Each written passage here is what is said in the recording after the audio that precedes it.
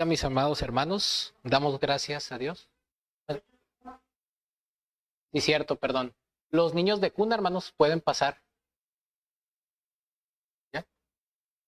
Bueno, gracias.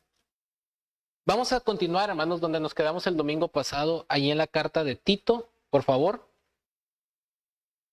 Estamos en Tito capítulo 1.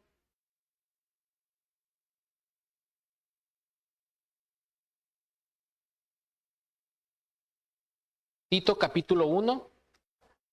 Nos quedamos el domingo pasado, terminamos el versículo 7. Hoy continuamos con el versículo 8.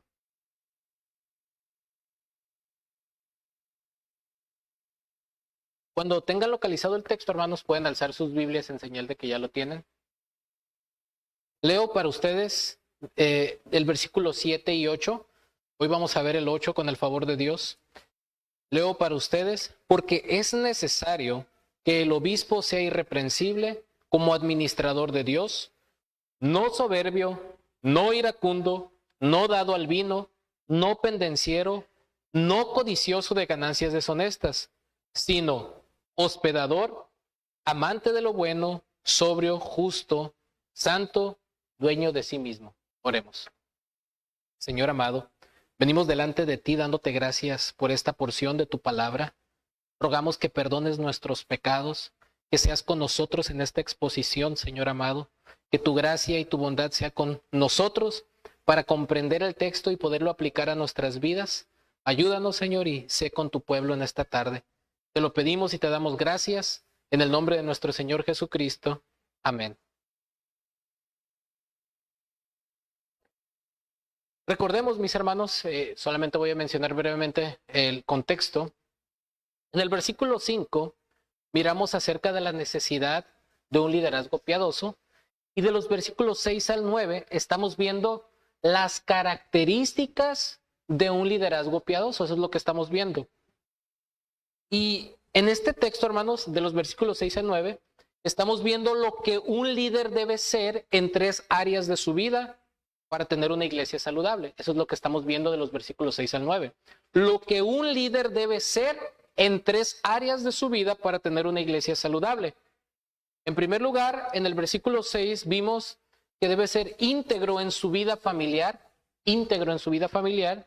Versículos 7 y 8, íntegro en su vida comunitaria, íntegro en su vida comunitaria. Y esto es en relación como administrador de Dios en cuanto a la relación con otros creyentes que tiene bajo su responsabilidad. Y si Dios nos permite, el otro domingo estaremos viendo el versículo 9 afianzado a la palabra de Dios. Entonces estamos viendo las características de un liderazgo piadoso en 3 áreas de la vida: íntegro en su vida familiar, íntegro en su vida comunitaria y también afianzado a la palabra de Dios. Pero el día de hoy continuaremos viendo íntegro en su vida comunitaria.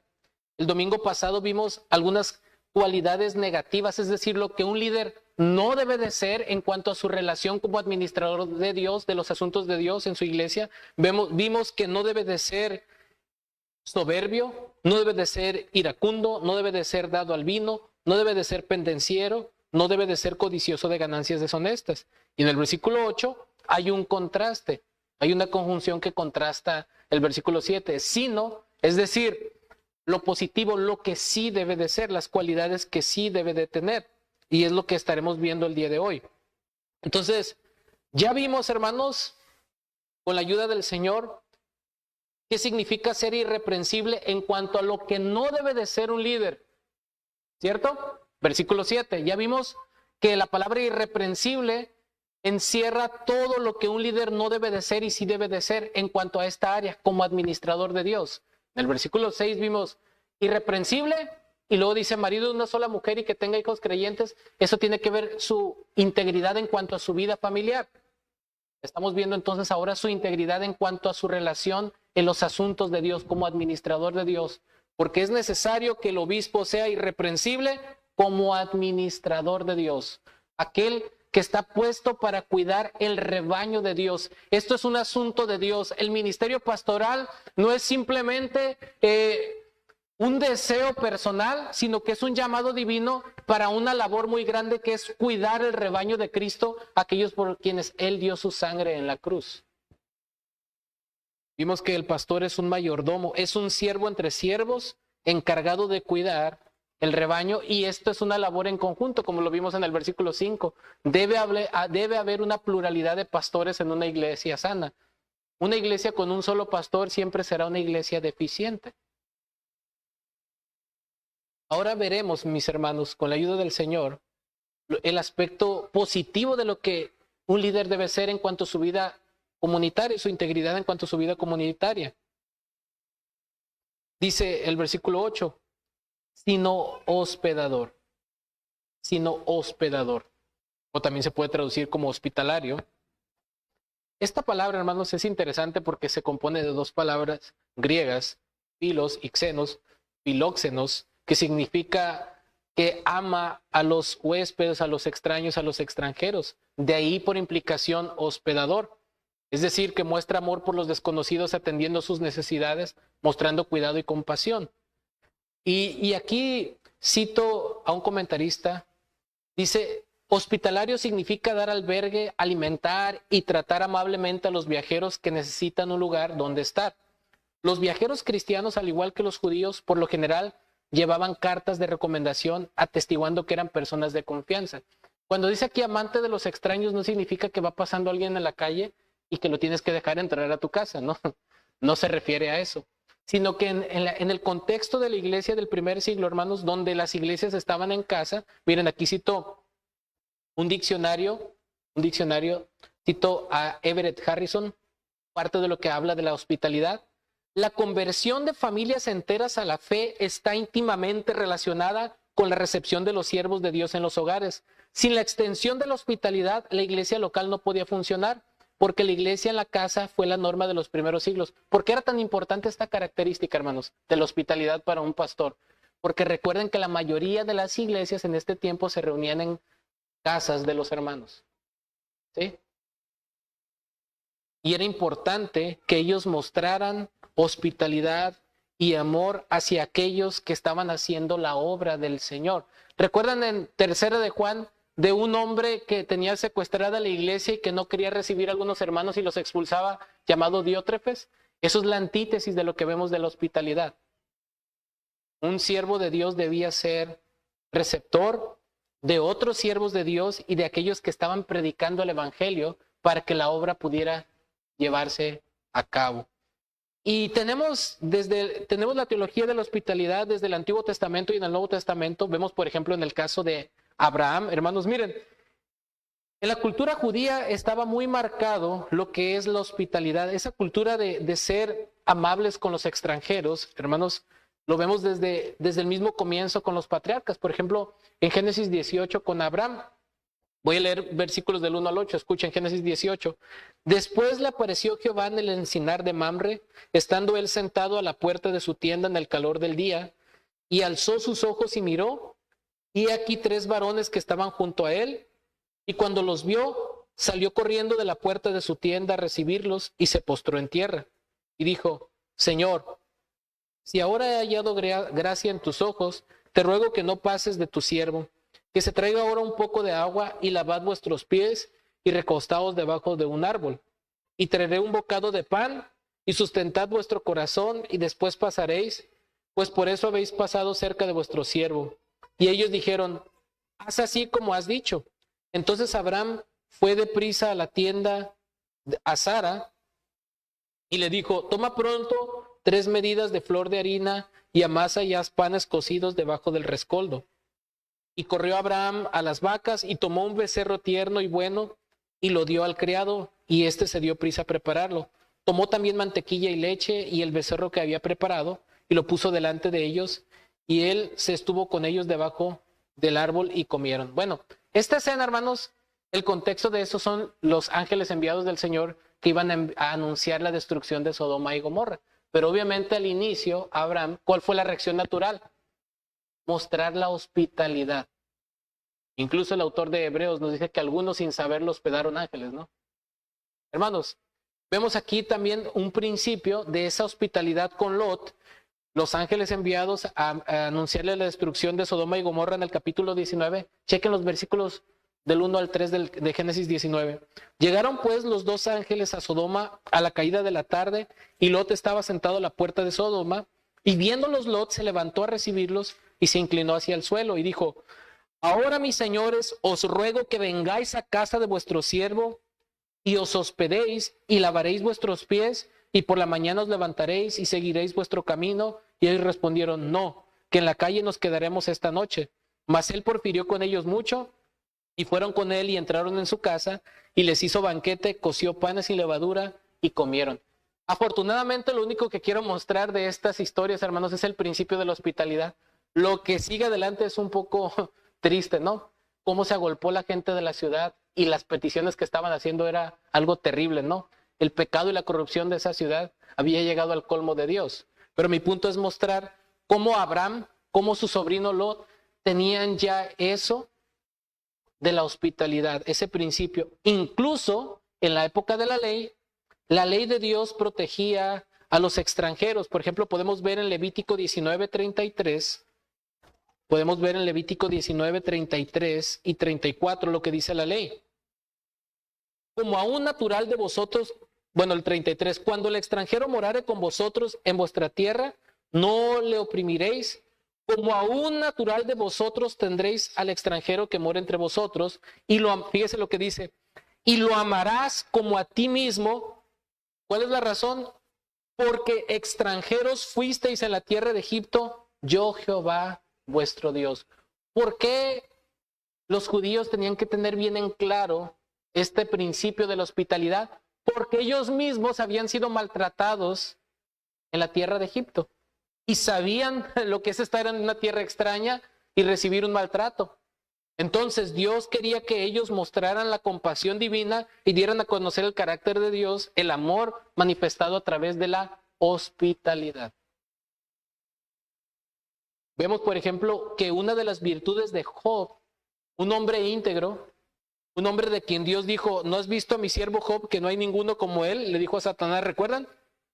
Una de las cualidades que tenía Job y que Dios miraba como un hombre justo era precisamente que era un hombre hospitalario. Miren lo que dice Job 31, 31 y 32. Dice: si mis siervos no decían, ¿quién no se ha saciado de su carne? Versículo 32, el forastero no pasaba fuera la noche, mis puertas abría al hambriento.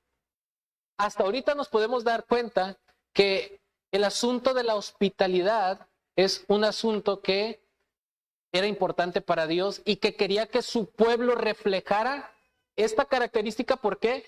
Porque a través de la hospitalidad el pueblo manifestaría la bondad de Dios. El pueblo manifestaría la bondad de Dios. Podemos seguir con esto, por ejemplo, en el Nuevo Testamento, donde vemos con claridad también que este principio se ha extendido a la iglesia. Por ejemplo, en Hebreos 13, 1 y 2, miren lo que nos dice, Hebreos 13, 1 y 2. Permanezca el amor fraternal, versículo 2. No se olviden de la hospitalidad, porque por ella algunos, sin saberlo, hospedaron ángeles. Fíjese bien, permanezca el amor fraternal. La hospitalidad está dentro del contexto ¿de qué?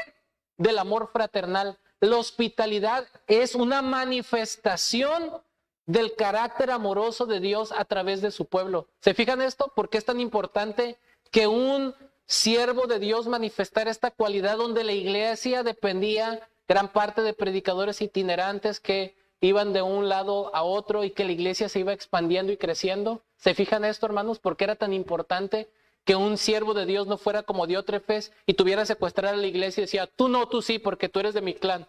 ¿Se fijan qué tan importante es esto? Para el liderazgo, pero también para todos nosotros que debemos de manifestar ese carácter. Seguimos viendo, hermanos, por ejemplo en Romanos capítulo 12, que también nos habla de la hospitalidad.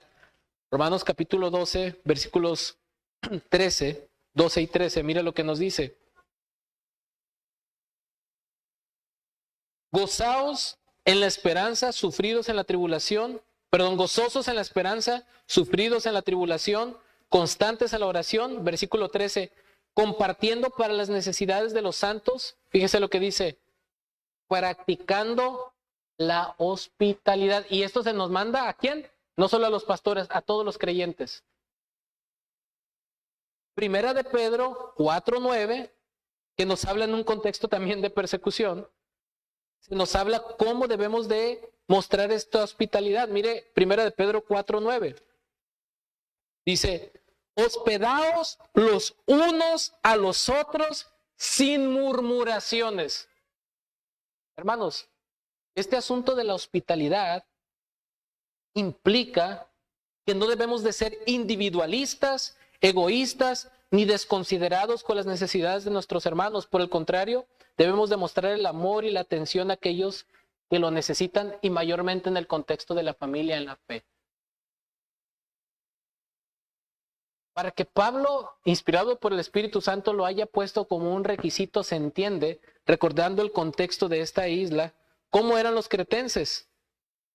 ¿Cómo eran los cretenses? Versículo 10, contumaces, habladores de vanidades, engañadores.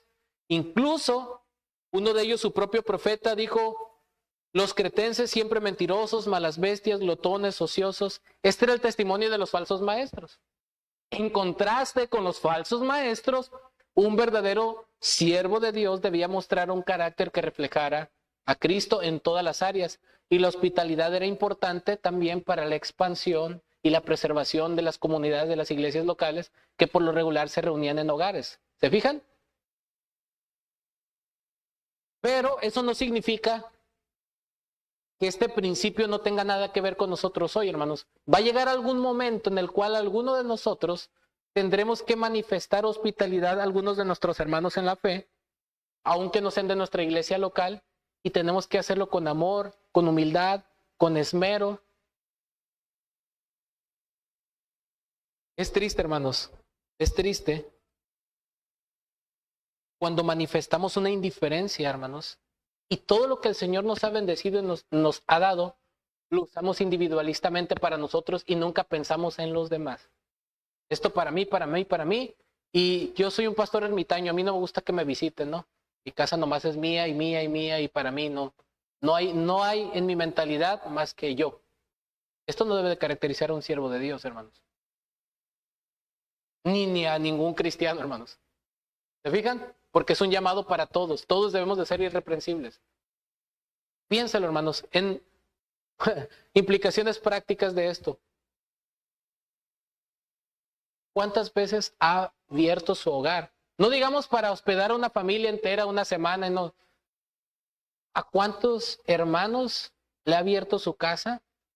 Siquiera para darles un consejo, hablarles de la palabra de Dios, para conocerlos, para orar por sus necesidades, compartir los alimentos. ¿Qué de lo que es suyo ha utilizado para servir a otro miembro del cuerpo de Cristo para su crecimiento y fortaleza espiritual o algún bien que usted pueda hacer a otro? De lo que el Señor le ha dado a usted, de lo que el Señor nos ha dado a nosotros, ¿qué tanto invertimos para servir al cuerpo de Cristo y mostrar esa hospitalidad a otros? Ya sea de nuestra iglesia local o aún de otras iglesias, pero que sepamos que son hermanos en Cristo realmente. ¿Se fijan? Hermanos, déjenme decirlo que nuestra cultura es demasiado individualista, demasiado pendiente en la autosuficiencia y en lo individual y en lo personal. Pero la Biblia nos invita a salir de nosotros mismos y pensar en los demás, no nomás en nosotros. Claro, esto no estoy diciendo que nunca vamos a tener un tiempo para tener privacidad, para estar con nuestra familia, para disfrutar un tiempo de descanso. Yo no estoy diciendo que todo es vida comunitaria, pero hay un tiempo para todo, hermanos, y tenemos que ser intencionales para brindar nuestro hogar, nuestros recursos y nuestra vida al servicio de otros del cuerpo de Cristo. Tal vez no podemos hacerlo todos los días por la situación económica, pero será intencional en planear por lo menos una vez al mes, cada 2 meses, invitar a algún hermano diferente. ¿Se fija? ¿Qué estamos haciendo para contribuir, para mostrar esta característica que Dios le agrada de ser hospitalarios. Esto es un requisito para aquellos que presiden el rebaño del Señor, pero esta es la meta para todos los creyentes. ¿Se fijan?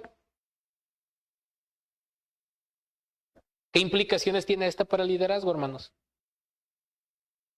No significa, hermanos, que un pastor su casa va a ser un comedor social. ¿Sí? Pero sí debemos de ver una disposición en nuestros líderes, en las posibilidades que el Señor nos da, hermanos, a ser hospitalarios, ¿no? Si el Señor nos provee frijolitos con queso y tortillas y salsita bien rica, eso vamos a compartir. No quiere decir que vamos a dar más de lo que tenemos, pero la disposición, la actitud del servicio, la atención, un vaso de agua bien contentos.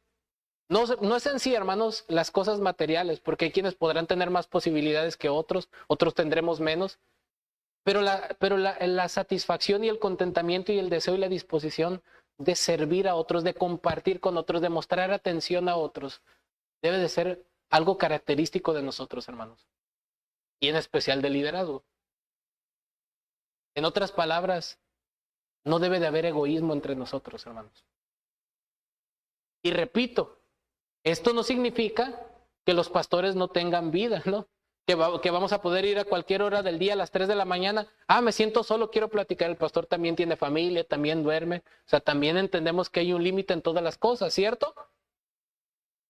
Así como usted también quiere privacidad, tiene necesidades y todo, pues de la misma manera los pastores, ¿no? Pero en la medida de lo que el Señor nos permite, podemos programarnos para ser intencionales, para ejercer esta cualidad. No para cumplir un requisito, hermanos, sino para mostrar el carácter de Cristo. A Dios le agrada que seamos hospitalarios.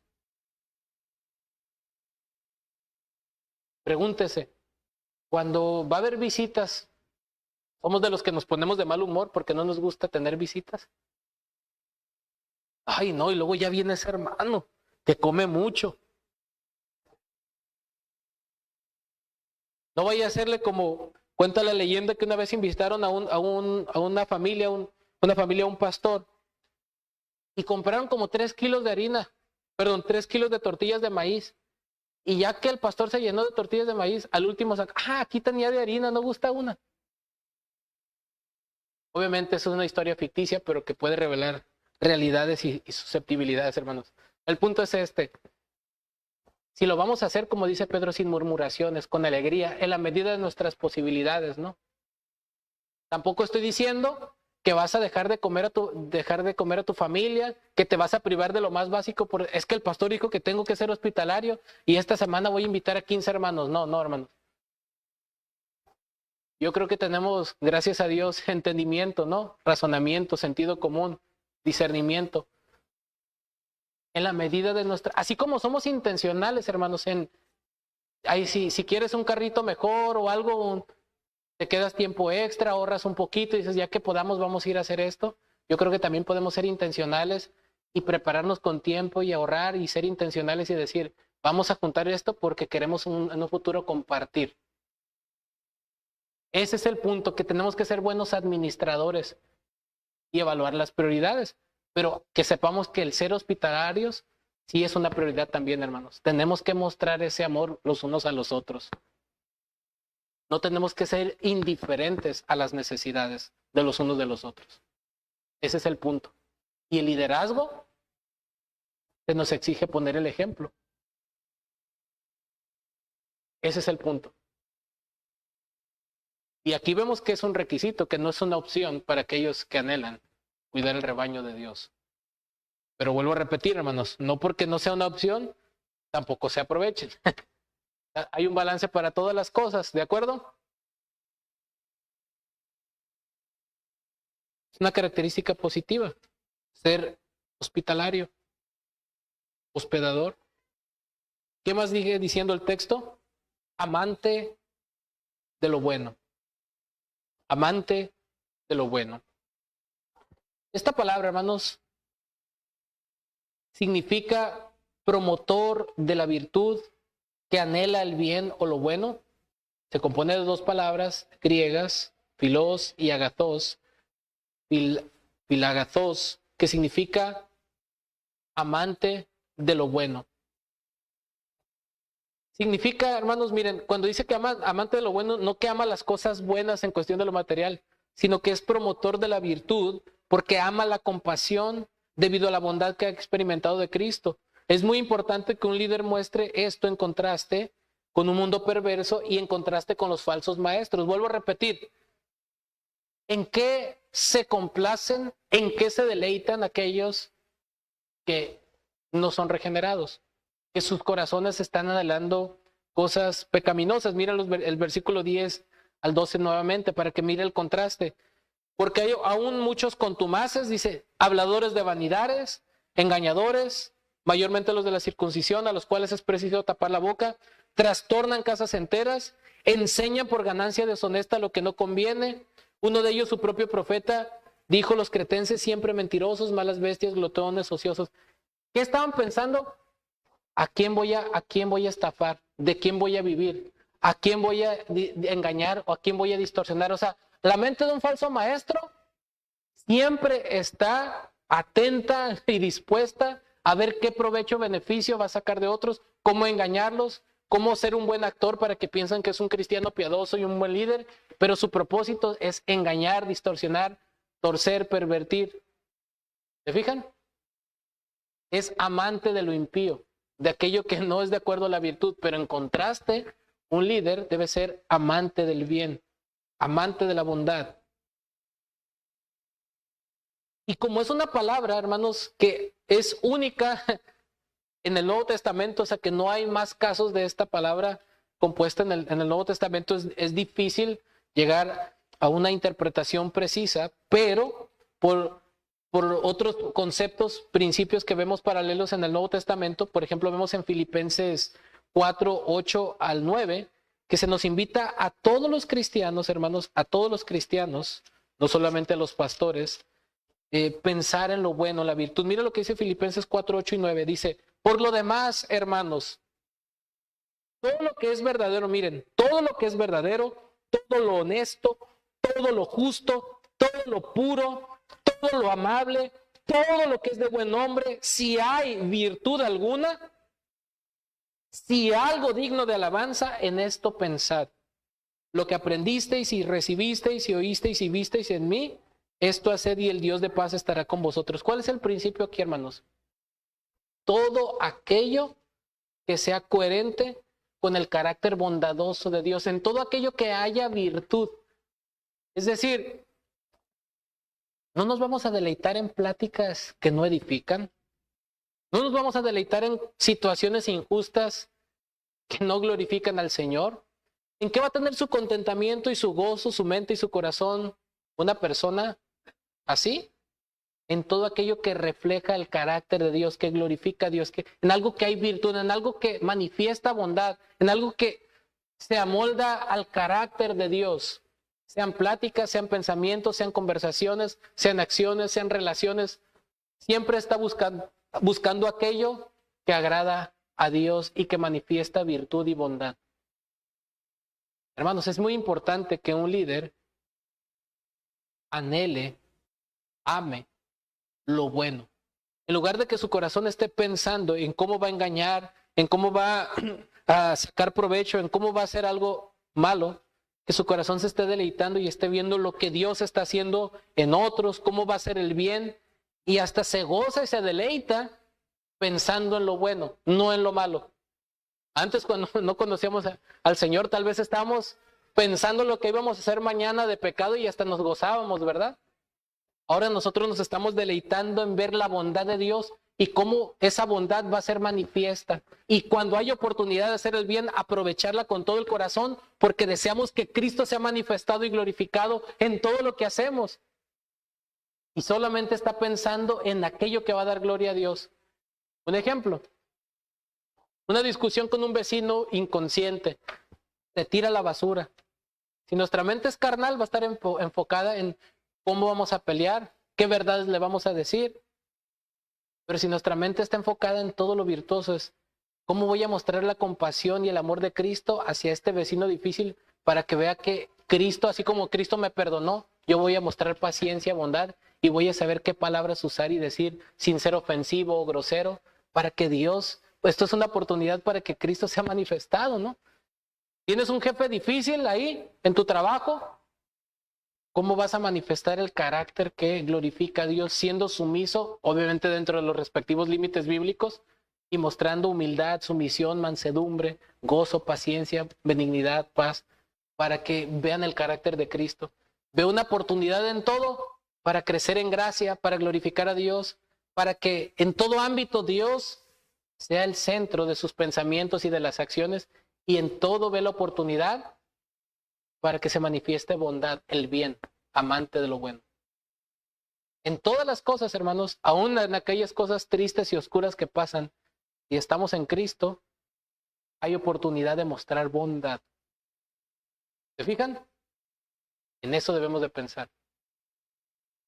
Si hay algo de lo que yo voy a sacar provecho, es, wow, esto es una oportunidad para que Dios se manifieste y vean cómo es Cristo. No en mis derechos, yo, a mí, mi reputación, mi fama, mi dinero, mi yo. No, es Cristo, cómo Él va a ser manifestado y su bondad va a ser manifestada a través de esto que estoy pensando, diciendo, haciendo. En todo momento perseguir la virtud, perseguir la bondad. ¿Se fijan, hermanos?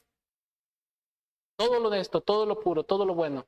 Si hay virtud alguna, en eso piensen, hermanos. En lugar de que se estén enfocando, ¿y cómo voy a hacer más dinero? ¿Y cómo voy a salir de las deudas? Y ya sé qué le voy a decir porque me dijo esto y yo le voy a regresar esto y le voy a decir que está más fea. Más feo, ¿no? Yo qué sé, ¿no? ¿Cómo voy a manifestar esta virtud? ¿Por qué? Porque no nos debemos a nosotros mismos. Nos debemos a aquel que murió y resucitó por nosotros. Somos representantes de Él. Y esto aplica en todas las áreas, hermanos. Matrimonio, hijos, trabajo, escuela, vecinos, hogar, iglesia, todo, ¿no? Nuestro corazón y nuestra mente debe de estar enfocada en hacer, en perseguir lo que es virtuoso, lo que es de acuerdo a la bondad, lo que refleja el carácter bondadoso de Dios. Dios es bueno y porque Él es bueno, entonces nosotros debemos de manifestar bondad. Eso es lo que implica, hermanos, amante de lo bueno. ¿Qué otra característica vemos? Sobrio. O también se puede traducir como prudente. Esta palabra viene del griego sofron, que denota una mente sana, con dominio propio. Es decir, que actúa con buen juicio, de temperamento moderado, con dominio propio, no dominado por pasiones o por implicación también por sustancias. Y tenemos, hermanos, bastantes textos que nos hablan de la importancia de ejercer control, dominio propio. Por ejemplo, en 2 Timoteo 1:7, 2 Timoteo 1:7, hermanos, miren lo que nos dice. Porque no nos ha dado Dios espíritu de cobardía, sino de poder, de amor y de ¿qué? Dominio propio. Dominio propio. Proverbios 16:32, hermanos. Proverbios 16:32. Mire lo que nos dice.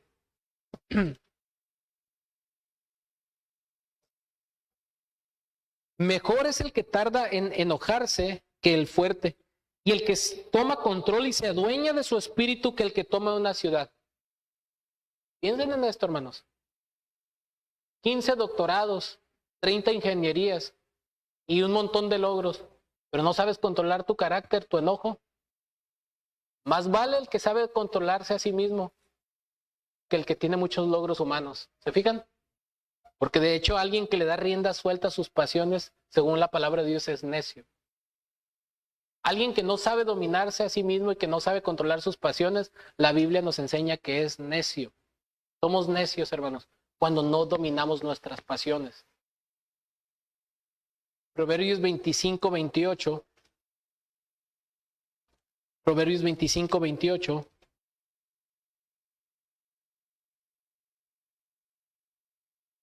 Como ciudad derribada y sin muro es el hombre cuyo espíritu no tiene rienda. Una palabra más gráfica, ¿no? Como ciudad derribada y sin muro es el hombre cuyo espíritu no tiene rienda. un desastre, un caos. No es una virtud, hermanos, decir, yo soy como soy, a mí nadie me detiene, hermanos. Es muy peligroso, hermanos, que esté en el liderazgo alguien que no sea sobrio. Y aquí Pablo ya enseñó no dado al vino, por lo tanto, su énfasis principal no es no ser nomás dominado por sustancias, sino puede ser dominado por pasiones o por cualquier otra cosa, ¿no? Cuando no estamos pensando correctamente, no somos dominados por la razón correcta bíblica, sino nos dejamos llevar solamente por emociones, por pasiones, vamos a tomar decisiones arrebatadas, vamos a hacer cosas arrebatadas y se puede hacer mucho daño a la iglesia.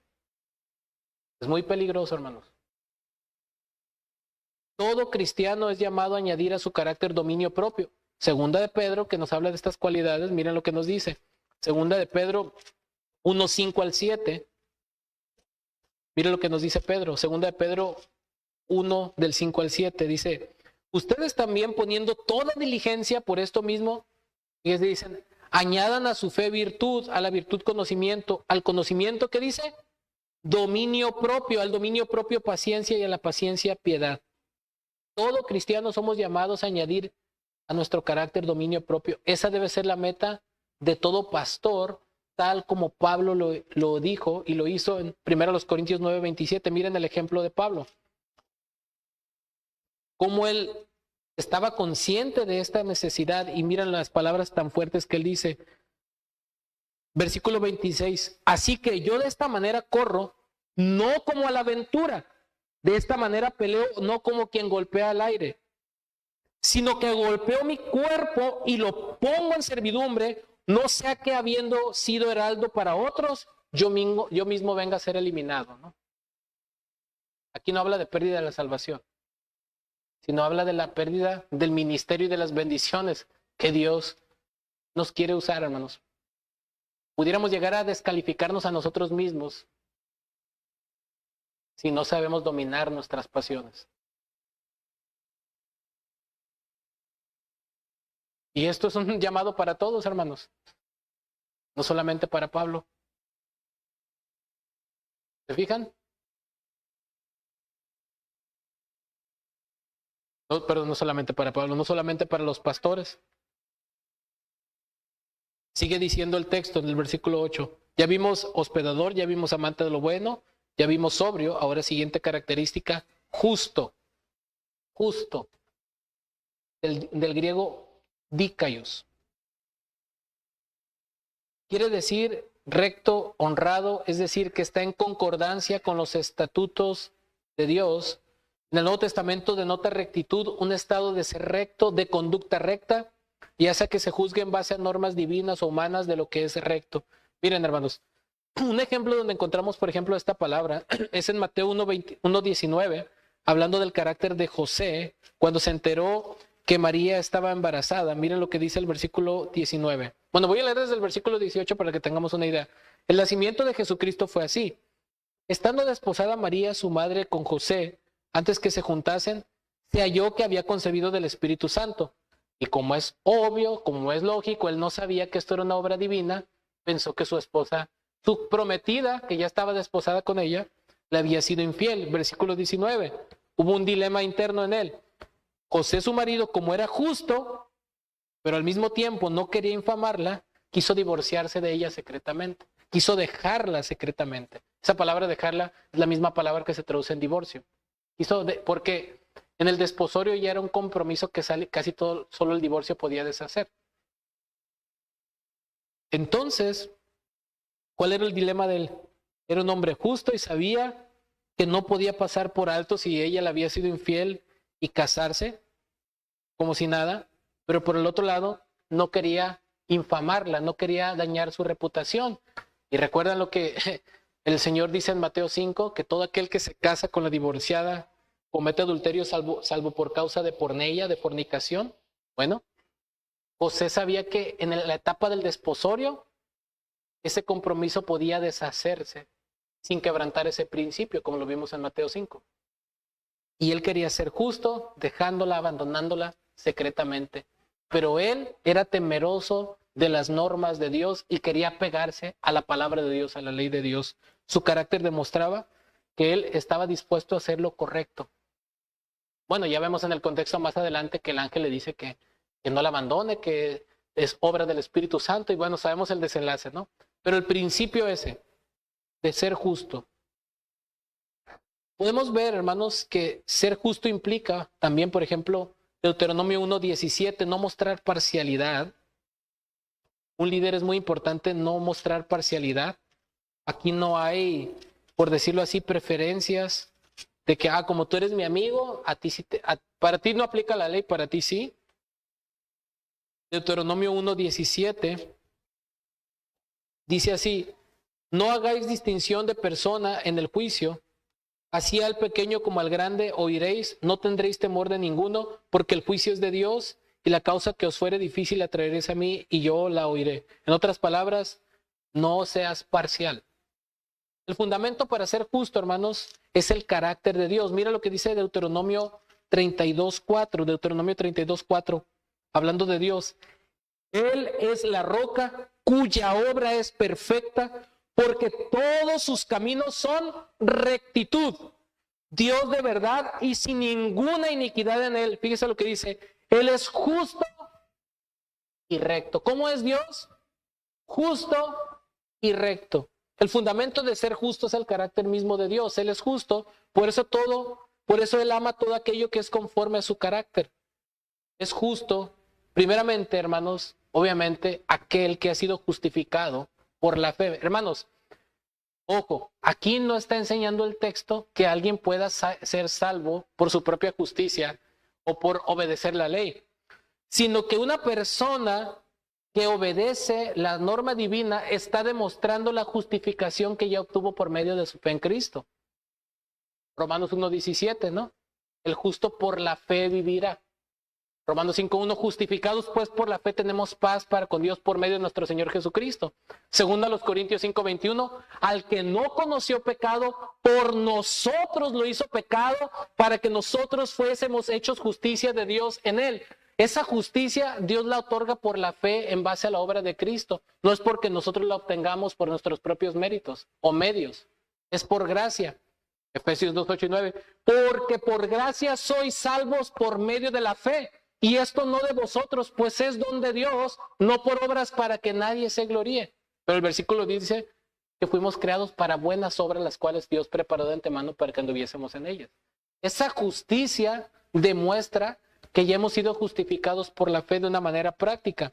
Prácticamente es lo que Ezequiel 18:5-9 está demostrando, que aquel que tiene una relación correcta con Dios por medio de la fe va a demostrar esa justicia en su vida diaria. Miren lo que dice Ezequiel 18:5-9. Dice, y el hombre que fuere justo, dice, e hiciere según el derecho y la justicia, y aquí del versículos 6-8 va a describir cosas puntuales de la ley que aquel que tenía una relación correcta con Dios obedecía. Por ejemplo, que no comiere sobre los montes, ni alzare sus ojos a los ídolos de la casa de Israel, ni violara a la mujer de su prójimo, ni se llegara a la mujer menstruosa, ni oprimiera a ninguno, que al deudor devolviere su prenda, que no cometiere robo y que diere de su pan al hambriento y cubriere al desnudo con vestido, que no se prestare a interés ni tomare usura, que de la maldad retrajere su mano e hiciere juicio verdadero entre hombre y hombre. Versículo 9. En mis ordenanzas caminare y guardare mis decretos para hacer rectamente, este es justo, este vivirá, dice Jehová el Señor. ¿Quién es justo? Aquel que vive conforme a la norma de Dios en su palabra. Pero no es que por eso alcanza la justicia, sino que en base a la obra de Cristo, aquella justificación que hemos recibido por la fe, es la justicia práctica, es el resultado de aquellos que han sido transformados por la gracia de Dios. De hecho, es el tema de Tito. Capítulo 2, versículo 11. Porque la gracia de Dios se ha manifestado para salvación a todos los hombres, enseñándonos que renunciando a la impiedad y a los deseos mundanos, vivamos en este siglo sobria, justa y piadosamente. Esa gracia que es salva y perdona también transforma y nos capacita para vivir vidas piadosas, para poder brindar un evangelismo eficaz en un mundo corrupto. La gracia que salva es una gracia que también transforma y que nos ayuda y nos hace vivir vidas justas, hermanos. Hemos sido libertados de la esclavitud del pecado para ahora tener la libertad de obedecer a Dios. No teníamos voluntad para acudir a Dios cuando estábamos muertos en delitos y pecados. Él nos ha dado vida para que ahora tengamos la capacidad de obedecer y de honrar a Dios y de andar conforme a su ley. No somos salvos por obedecer la ley, pero el resultado de esa obra de gracia es que nos esforzamos y crecemos en conformidad a la justicia de Dios. ¿Se fijan?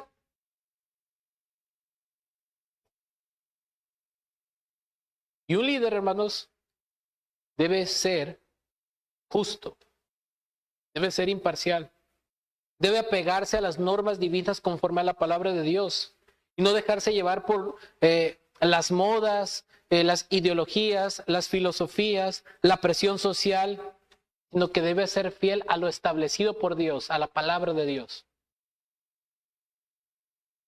No vamos a cambiar por cualquier tendencia o por algún interés económico.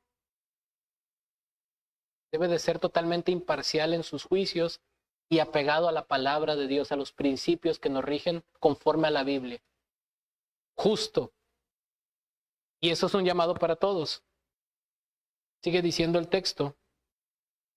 Santo. Justo, luego santo. Esta palabra santo es diferente, hermanos, a la palabra que se usa en otros textos como en Romanos 1:7. No se refiere a nuestra posición en Cristo o a esa obra progresiva que el Espíritu Santo está haciendo en nosotros para conformarnos más al carácter de Cristo, sino aquí es una palabra diferente. De hecho, esta palabra es Josios, no Hagios. Y aquí cito una nota de la Biblia de las Américas, es decir, piadoso, cuya vida y comportamiento agrada a Dios. Ese es el significado de esta palabra.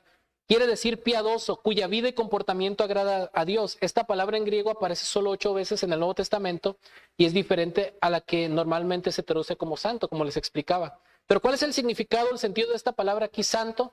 No se refiere en cuanto a nuestra posición en Cristo, en ese sentido todos somos santos, ¿verdad?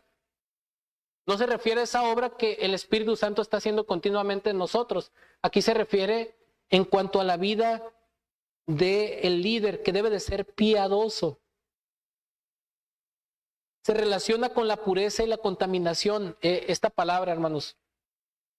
Es importante que los pastores no comprometan sus principios y vivan una vida devota al Señor y a su palabra. Es decir, palabra clave aquí, devoción a Dios. Una vida cuya vida y comportamiento agrada a Dios debe de ser una persona piadosa. Y tenemos muchos textos que nos hablan de este principio no solamente para los pastores, sino para todo creyente. Mire, por ejemplo, todo el Salmo 15 nos habla de cómo Dios demanda una vida piadosa de aquellos que le adoran. Miren el Salmo 15. Hasta lo cantamos en un himno, hermanos. Jehová, ¿quién habitará en tu tabernáculo? ¿Quién morará en tu monte santo? El que anda en integridad y hace justicia y habla verdad en su corazón, el que no calumnia con su lengua, ni hace mal a su prójimo, ni admite reproche alguno contra su vecino, aquel a cuyos ojos el vil es menospreciado, pero honra a los que temen a Jehová, el que aun jurando en daño suyo no por esto cambia, quien su dinero no dio usura, ni contra el inocente admitió cohecho, el que hace estas cosas no resbalará jamás. Romanos 12:1 dice que presentemos nuestros cuerpos en sacrificio vivo, santo, agradable a Dios. Primera a los Corintios 6:20, dice, porque habéis sido comprados por precio, glorificad pues a Dios en vuestro cuerpo y en vuestro espíritu, los cuales son de Dios. Segunda a los Corintios 5:15, hermanos, estamos viendo el principio de que Dios demanda una vida consagrada y piadosa para todos los creyentes. Segunda a los Corintios 5:15, que dice, y por todos murió, fíjese, para que los que viven ya no vivan para sí, sino para aquel que murió y resucitó por ellos. Primera de Pedro 4, del 1 al 2. Primera de Pedro 4, del 1 al 2. Puesto que Cristo ha padecido por nosotros en la carne, vosotros también armaos del mismo pensamiento, pues quien ha padecido la carne terminó con el pecado. Versículo 2. Para no vivir el tiempo que resta a la carne conforme a las concupiscencias de los hombres, sino conforme a la voluntad de Dios. Y así pudiera citarles otros textos, pero el principio es este, hermanos. Una vida consagrada al Señor debe ser una característica de todo creyente, una vida devota, una vida que manifiesta, recuerden esto, una vida y comportamiento que agrada a Dios. Piadosos, una vida cuya vida y comportamiento agrada a Dios. Esto es lo que significa esta palabra santo, una persona piadosa. Y la última palabra que vamos a ver es dueño de sí mismo. Dueño de sí mismo. Sacando esta palabra de contexto, podríamos decir, soy autónomo, yo tengo las riendas de mi propia vida. No se refiere a eso, porque ya vimos en el contexto anterior, no soberbio. No se puede referir a eso. ¿Qué significa dueño de sí mismo? Esta palabra griega, enkrateis, denota la ejercitación de dominio propio, alguien que sabe ejercer control sobre sí mismo. Incluso esto es parte del fruto del Espíritu. Miren lo que dice Gálatas 5:23. Gálatas 5:23 es parte incluso del fruto del Espíritu. Podemos comprobarlo, hermanos. Gálatas 5:23. Desde el versículo 22 dice, mas el fruto del Espíritu es amor, gozo, paz, paciencia, benignidad, bondad, fe. Versículo 23, mansedumbre, templanza, contra tales cosas no hay ley. Esta palabra significa disciplinado, con una determinación firme, bien controlado, en lo que piensa, dice, hace, come, etc. No es una persona que toma las cosas a la ligera y dice, no pasa nada.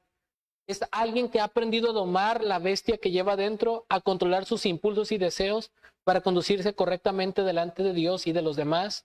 Alguien que es capaz de llevar una vida ordenada. ¿Quieren ver un ejemplo de lo que es una antítesis de esto para que sepamos lo que es ser dueño de sí mismo? Vamos a Génesis 4, miren. Vamos a ver un hombre que no fue dueño de sí mismo, que en un mal sentido quiso llevar las riendas de su vida por sí mismo, pero no ejerció esta cualidad. Génesis 4, ya saben, es la historia de Caín y Abel, cuando Caín mata a Abel. Y sabemos que Abel trajo una ofrenda que agradó a Dios, de lo más gordo de sus primogénitos, y Caín trajo del fruto de la tierra. De alguna manera u otra, Dios ya había establecido que la manera correcta de acercarse a él era por medio de sacrificios. Pero el punto es que Dios no miró con agrado a Caín y la ofrenda suya, versículo 5, dice, y Caín se enojó, se ensañó en gran manera y decayó su semblante. Versículo 6, entonces Jehová dijo a Caín, ¿por qué te has ensañado y por qué ha decaído tu semblante? Si haces bien, no serás enaltecido, pero si no haces bien, el pecado está a la puerta. Es como si estuviera ahí acechándote. Con todo a ti será tu deseo y tú te enseñorearás de él. O en otras palabras, como lo traducen en otras versiones, pero tú debes dominarlo. El pecado está ahí acechándote, pero tú debes tomar dominio de él o él te va a dominar a ti. Hay de dos opciones. Y adivinen qué eligió Caín. Versículo 8. Y dijo Caín a su hermano Abel, le dijo a su hermano Abel, salgamos al campo, y aconteció que estando ellos en el campo, Caín se levantó contra su hermano Abel y lo mató. ¿Qué pasó aquí, hermanos? Caín se enfocó más en cómo se sentía que en lo que era correcto. Se dejó llevar por sus emociones pecaminosas, por sus pasiones, y no ejerció el dominio que Dios le demandó. ¿Qué pasa cuando nosotros no ejercemos ese dominio? ¿No somos dueños de nosotros mismos en ese sentido? Va a venir una mujer más joven que tu esposa y vas a cometer adulterio. Alguien te va a sacar de tus casillas y vas a andar peleándote, golpeando de quien sea. Vas a hallar la oportunidad y vas a robar dinero. Es una puerta abierta para todo lo pecado. Y hay justificaciones, que me siento así.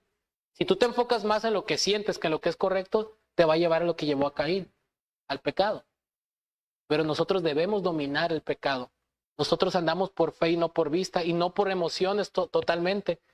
Debe de poder más nuestro amor por el Señor, que obedecemos a veces aún en oposición a nuestras emociones, que si nosotros esperamos sentir para hacer las cosas, nunca vamos a hacer lo correcto. debemos de ejercer el dominio propio, como Pablo: golpeó mi cuerpo y lo pongo en servidumbre. No, no, no, ¿cómo que no quieres ir a la iglesia? A ver, ¿cómo que no vas a perdonar? A ver, ¿cómo que no vas a ayudar? ¿Cómo que no le vas a hablar de Cristo? ¿Cómo que no estás para servir a los demás y quieres ser tú servido? Tenemos que estarnos reprendiendo a nosotros mismos y dominándonos para hacer lo correcto, hermanos. Y sí se puede, porque 1 Corintios 10:13 dice que Dios no nos ha permitido, no nos ha sobrevenido ninguna tentación que no sea común al género humano, sino que Dios es fiel y no va a dejar que seamos tentados más allá de lo que podamos resistir, sino que con la tentación nos dará también la salida para que podamos resistir. Dios nos ha dado la herramienta para hacer lo correcto, pero debemos de ejercer ese dominio, ese control a través de la fe y de la obediencia a la palabra de Dios. No dejarnos llevar por lo que nosotros sentimos, sino por lo que es correcto. Grábese esto en su mente y en su corazón, mis amados hermanos. Si usted y yo nos dejamos llevar más por lo que sentimos que por lo que es correcto, el pecado está a la puerta, pero tú y yo debemos dominarlo. Todas estas cualidades, mis hermanos, describen a los hombres que nos deben de guiar para que haya una iglesia saludable. Pero como les repito, el llamado a ser irreprensibles es para todos los creyentes. Los líderes modelan este carácter de Cristo, pero esto debe de ser perseguido por cada uno de nosotros que hemos nacido de nuevo. Que el Señor nos ayude en su gracia y en su misericordia para que podamos manifestar estas características. Oren, porque esto no es por nuestras fuerzas, no es porque nosotros seamos mejores que los demás, es por la gracia de Dios en Cristo. Oremos. Señor amado, venimos delante de tu presencia dándote gracias por tu palabra. Sabemos que estas cualidades en nuestras propias fuerzas es imposible cumplirlas, pero en tu poder, por la obra del Espíritu Santo, por tu gracia que nos capacita, confiamos en que esto es posible, Señor. Sabemos que integridad no es igual a impecabilidad ni perfección, pero sí que podemos crecer, Señor, a la semejanza de Cristo. Sé con esta iglesia para que podamos tener un liderazgo piadoso y una iglesia saludable que viva para tu gloria y podamos brindar un evangelismo eficaz con vidas transformadas por tu gracia, vidas piadosas. Por favor, Señor, ayúdanos. Ten misericordia de nosotros y que tu gracia, Señor, sea con tu pueblo en este lugar. Te lo pedimos y te damos gracias en el nombre de nuestro Señor Jesucristo. Amén.